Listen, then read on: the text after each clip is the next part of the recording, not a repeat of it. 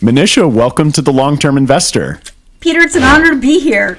Well, I was so excited when I saw your new book come out, and it's not that new anymore. It's been out for a little while. We've been chatting a while to get you on the show. Money Zen, The Secret to Finding Enough, because you had written a book earlier targeted, correct me if I'm wrong, women in their 20s and 30s, and this really, I feel like, captures a much more holistic audience. So let's start with the basics. Let's start broad.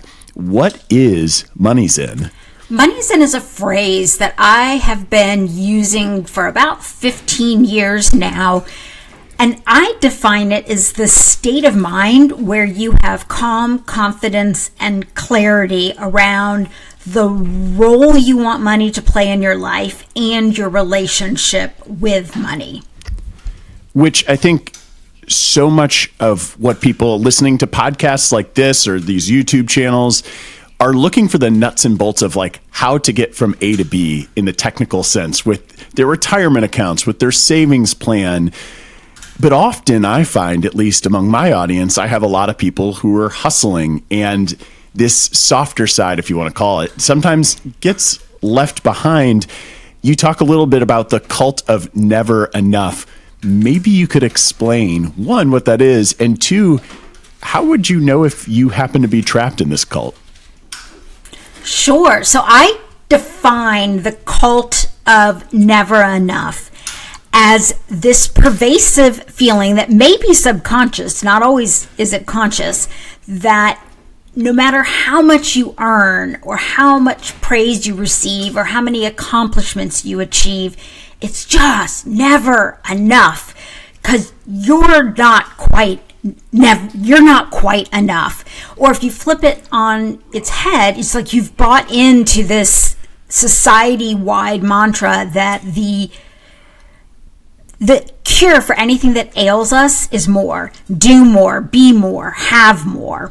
And so it is escaping that mindset, which is a recipe for misery, because you can always keep going on that hamster wheel as the cult of never enough. And I would say one of the biggest ways you can discover that you are in it is if, like me, you find yourself divorced in midlife and having lost pretty much all of your friends from growing up because you weren't there for birthdays and holidays.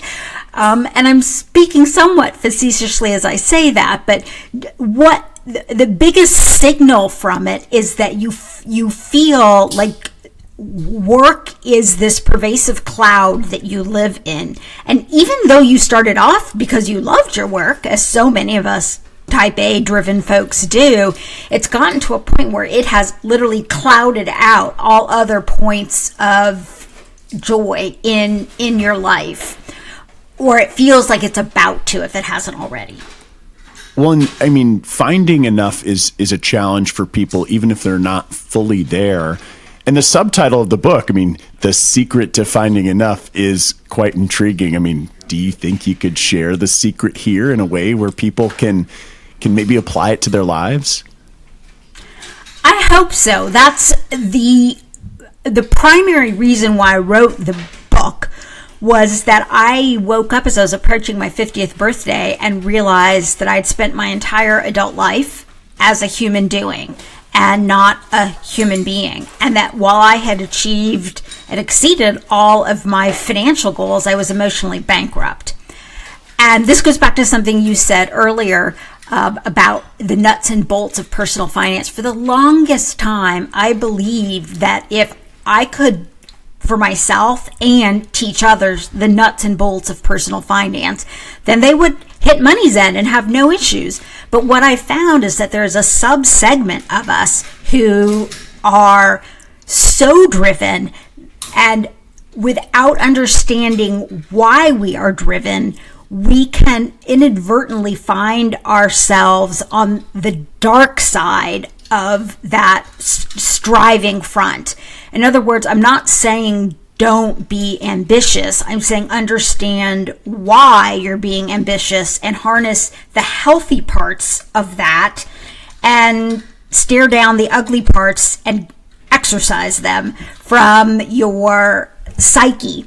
And when you're able to do that, which is not easy, and I know it's not 3 tips, 2 or 5 magical ways that you can find your enough, that's how you get to a point where you can identify what's the right amount of work in your life. What is the right amount of professional accomplishment or financial accomplishment that you want to aspire to. And so that's how I think about, quote unquote, the secret. The answer to this problem is going through the process of understanding the 4 core drivers of landing in the cult of never enough. And that's why, unlike a lot of nonfiction books, and I'll wrap this in a second, this book, the first 2/3 of the book is about how people land in the cult of never enough. And only the last third is how do you live with a new psyche. Whereas most nonfiction books are 10%, 15% the problem, and the remainder are the tips. And the reason this is so different is that the solution, the answer, is understanding how you ended up with the problem. Such a highly personal process, and you share such highly personal stories throughout the text. But I want to pull on that string a little bit that you dangled out there on those 4 core drivers. Can you explain those a little bit more? Sure. So when I woke up midlife, I had just experienced the second of 2 literal near-death health crises, and I, in recuperation from the second, wanted to figure out, like, I'm a smart person. How did I end up in this place where I was so unidimensional as a human being? And how did I end up at a place where I quite literally viewed my self-worth as a human as my net worth? That number drove everything about how I felt about myself. And of course, even when I hit the number, then I'm like, no, that's not the number. The number needs to be bigger. And so never enough. So what I set out to do was a 2-year research journey to identify how I and other people I've met fell into this. And what I discovered was it's a very interdisciplinary answer. And there are 4 broad buckets of reasons. The first one is, and we can dive into them if you like. The first one is something called small t traumas, things that happen to us before the age of 25 when our brains are fully formed. And this is, if we dive into any of them, this is the one that I think is really let's powerful. Do it. Yeah. All right. Okay. So small t traumas are things that happen to us when we're young that on the surface seem like they're small things and shouldn't affect us as successful adults, but they do. So in my case, I'm mixed race. I grew up in a small, very white town in Indiana, and I was just other. I was chubby. The kids made fun of me, and now we'd call it severely bullied. Back then, we just called it being the odd girl out. But it was really painful for me, and I felt so ostracized from my peers that the way I found any degree of acceptance was through my academics and accolades from teachers. So I became the proverbial intense, extremely diligent student. And as I continued into the workplace, what replaces grades and accolades from teachers, but your income and promotions. And so what started out as a somewhat healthy behavior to deal with a very painful period in my life took on a life of its own.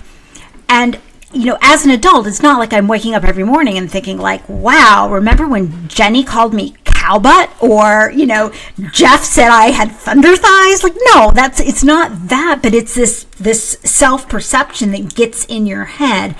And what I found in talking to a number of executive coaches who deal with very high level clients in terms of their leadership positions, and I asked them, like, what percentage of your client base do you think is driven by small t traumas? And the answers range from 75% to 100%. And so first of all, even addressing that that stuff is in the past. It hurt us. We developed compensatory behaviors, and some of those behaviors are no longer serving us. Manisha, that's a wonderful description. Maybe we could also touch on some of the other three. Sure. So the second factor I call societal influences. And by this, I'm referring to the well-known adage that in the United States in particular, when you meet somebody, within the first 2 or 3 questions, you're asked, what do you do? And then you're judged by the person asking, what do you do? And you judge yourself based on the answer, what do I do?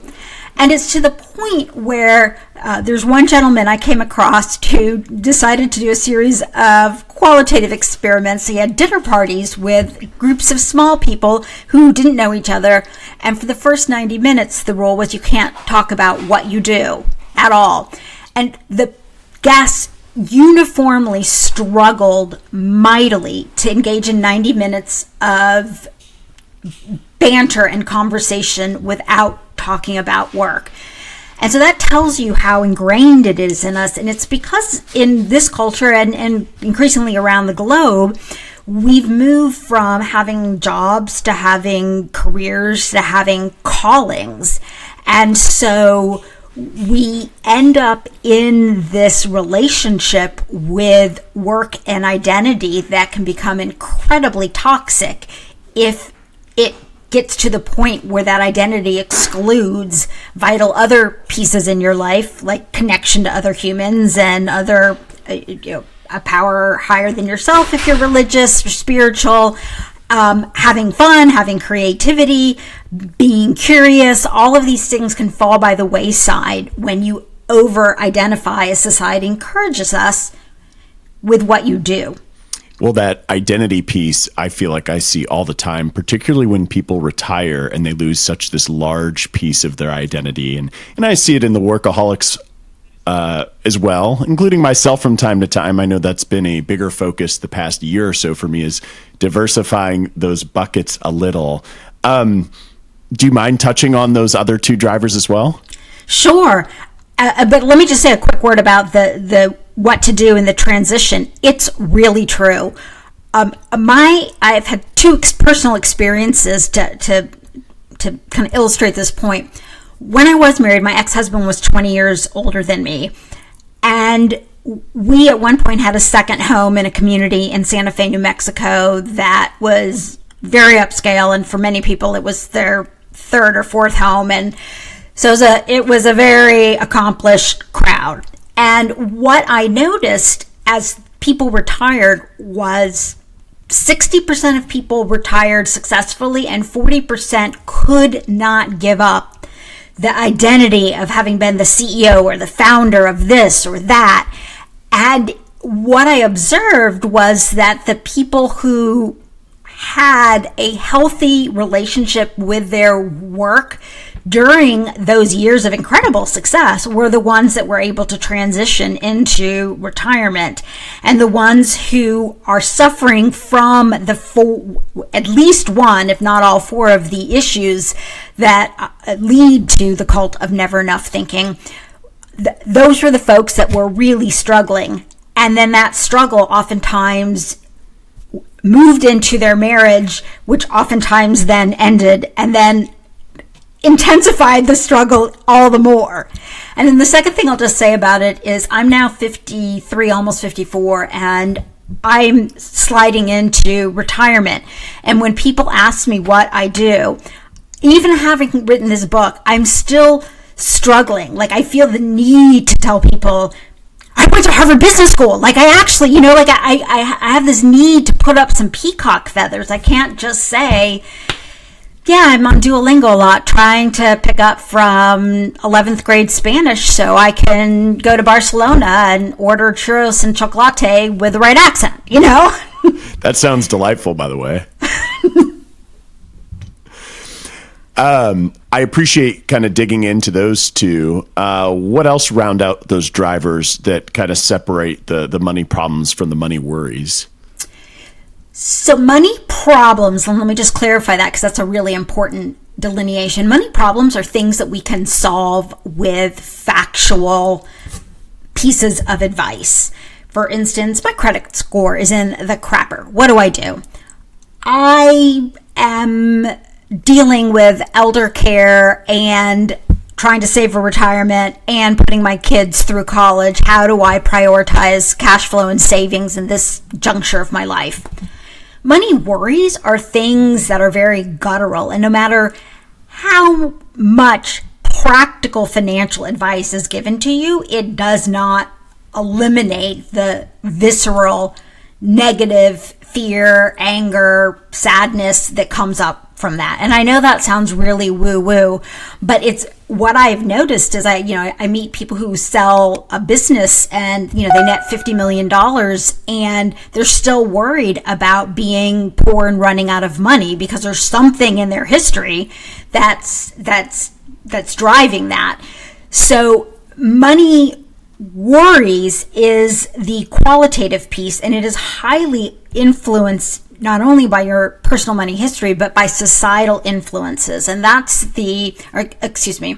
cultural norms. And that's the piece where we are exposed today to so many images of lifestyles that do not match financial reality. And so it's like we're looking into a financial funny mirror. And I'm not just referring to the stuff we see on social media, which at this point we all know is photoshopped and 40 photos are taken and one is picked. I'm talking about really basic things like watching reruns of Law and Order in your pajamas while you're, eating ice cream because you're so stressed out at 2 a.m. about a client meeting that's coming up. And you're looking at these subliminal images where I'll use a female example in this case, where you've got a policewoman who's showing up for her shift in New York where it's humid with no frizz in her hair. So obviously she just got a fresh blowout every morning. Okay, that's $60, $70 or more in New York. And when you layer it out in terms of the clothes the person's wearing, the cars they're driving, the homes they're living in, I did this for multiple characters across multiple shows. What I found is you would have to earn 30 to 50% more in order to live and groom like the images we're seeing of, quote, average people on TV. And so a big part of this number 3 at the core is that we're trying to feel like we're enough, but we're comparing ourselves to things that aren't even real.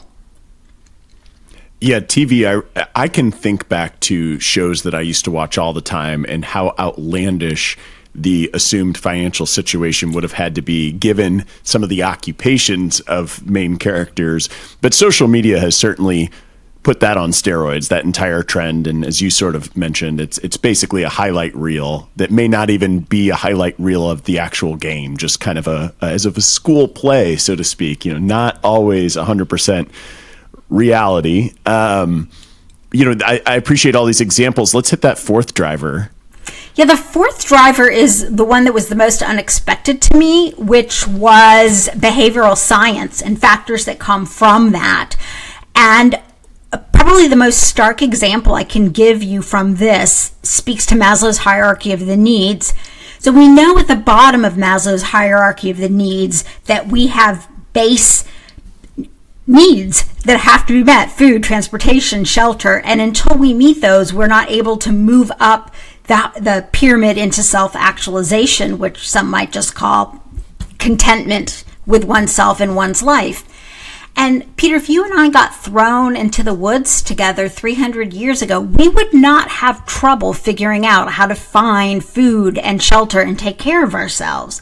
But today, we all take care of those needs with money. And so the role that money plays in our life now becomes very visceral in the sense that it is absolutely essential to our well-being. And so our amygdalas are now intertwined with money the way they used to be with the proverbial bear.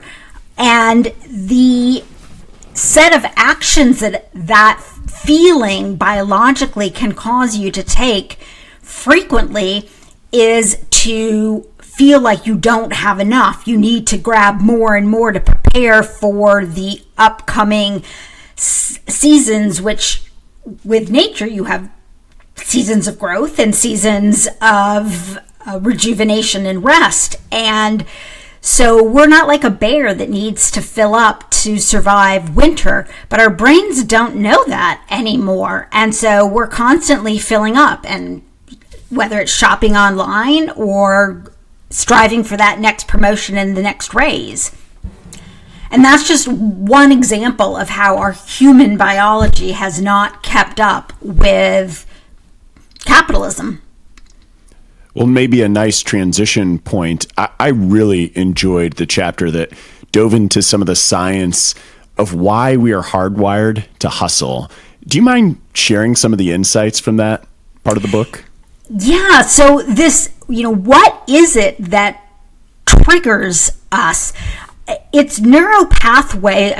One of many things I learned is that we have something called synaptic pruning that's constantly going on in our brains, which is that our brains literally, if you want to think about it in lay terms, are like snipping away escape routes from dealing with things that take too long, so that your brain automatically responds to a problem with the quickest possible solution.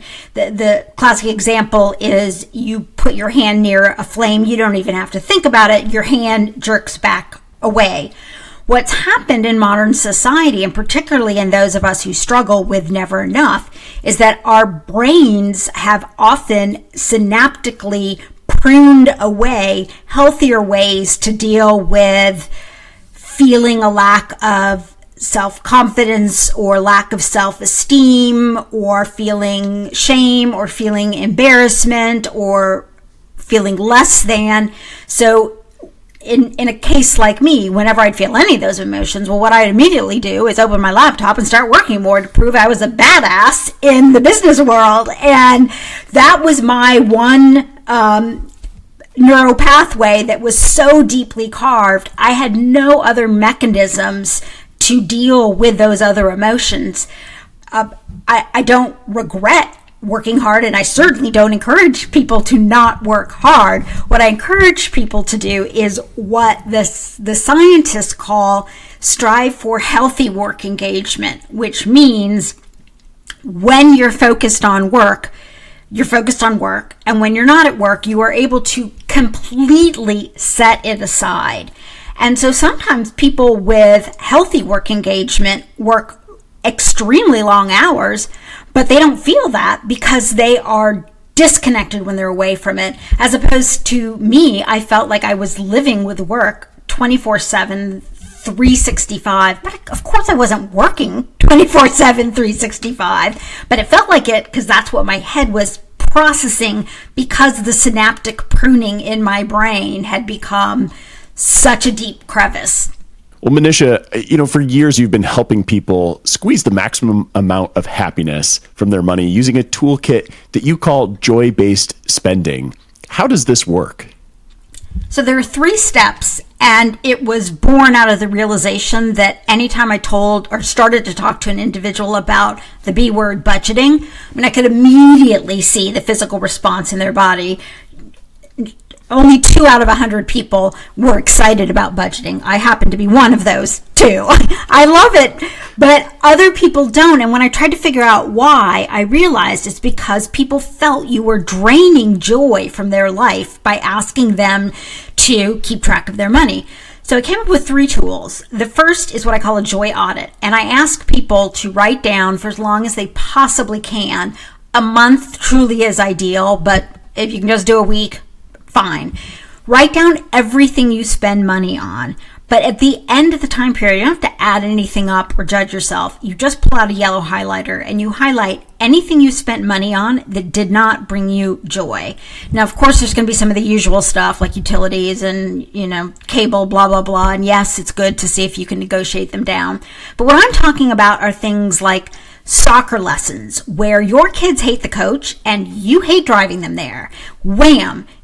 Money saved, and joy brought back into your life, or meals out with a couple who are real wine aficionados and you're on keto and not drinking any, not having any liquid carbs in your body, and the bill comes and you split it 50-50 and you're like, oh my God, that was a $300 bottle of wine that we just paid half of. So, you shift that to, we're meeting up at Shake Shack where we each place our own orders, and you can buy a beer, and, those are the kind of things that I'm talking about. I've never met anybody who's not been able to find a significant amount of leaky money in doing a joy audit. And sometimes it's big stuff, Peter. Sometimes it's like, oh my God, the kids are gone and we now have 3 times more bathrooms than humans in this house. Maybe it's time to downsize.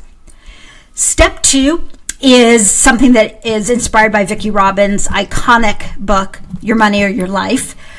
And it's this notion of equating the money that comes into our lives with the life energy that we or somebody in our household expended to earn that money. And a very simple way to think about it is take your household income, and this works up until about $250,000. So if, we have a lot of very successful people listening. So if your income is above 250, use 250 as the number. But the idea is most of us work 2,000 hours a year, if you assume 40 hours a week, 50 weeks a year. And so you divide your household income by 2,000. To keep it really simple, I'm going to use 100,000 as your income, and you divide it by 2,000, and what do we have? We've got $50 before tax. So next time you see something for $500, you can ask yourself, you've got this ruler, do I want to spend more than 10 hours of my life's energy to have this thing or not? And then there's no judgment. You get to decide whether it's worth it or it's not worth it, but you've got a good ruler. And then the last one is the power of the pause, which is when you see something that you do not absolutely have to have now, take a photograph of it if it's in a tangible store or an idea that you saw somewhere, or if it's online, put it in your bucket and force yourself to wait a week to see if you really need or still want that item or experience. I love all of those ideas.